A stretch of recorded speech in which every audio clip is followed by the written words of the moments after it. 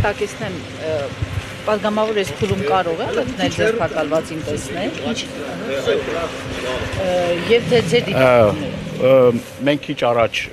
այցելել ենք Էջմիածնի ոստիկանություն, ձերբակալվածների պահման վայր ԶՊՎ, այնտեղ երկու ձերբակալվածներ կային, Գեղամ անունով եւ Նորայր անունով,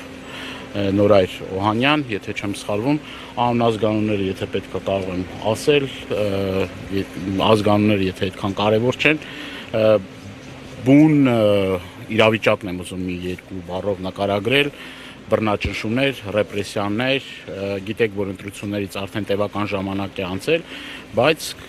իշխող ուժը չի կարողանում համակերպվել այն իրավիճակին, որ անգամ այդ ամեն ինչին, այդ բռնաճնշումներին, այդ ռեպրեսիաներին, այդքան հալածանքներին, այդքան ընտրարշավին, իրենց խախտումներին, մասսայական խախտումներին,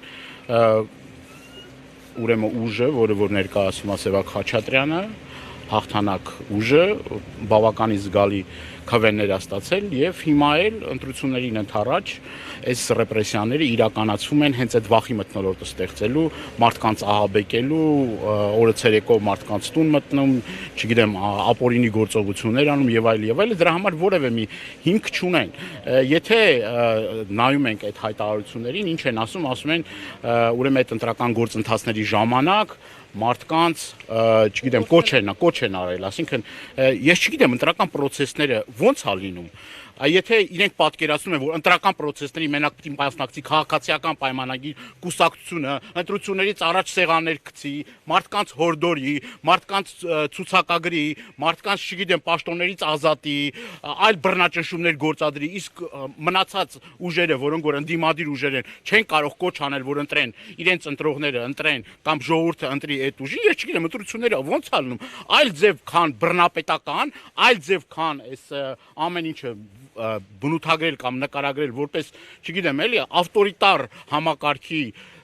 տոտալ ուրեմն բռնաճնշում, ես չեմ կարող ասել, Հյուսիսային Կորեային եւ տվել անցել ենք մենք։ Այ Կիմ Չեն Ինը Երանի տա, էլի սրան։ Այս 37 թիվը չի։ Պարոն Դանիելյան, ինչ է ստացվում։ Կներեք էլի, եթե այդ ուղղորդման մասին ենք խոսում, ես ընտրությունների օրը, ես եւ իմ գործընկերները տեղ ենք եղել։ Իրենց նախարարներից սկսած, փոխնախարարներից սկսած, մարզպետներից սկսած, բոլոր ԿՊ-ականները իրար հերթ չտալով ընտրատեղամասերի մոտ էին։ Ամեն մի ընտրատեղամասի մոտ մի հատ նախարար կամ առնվազն մի հատ փոխնախարար կար։ Եվ մենք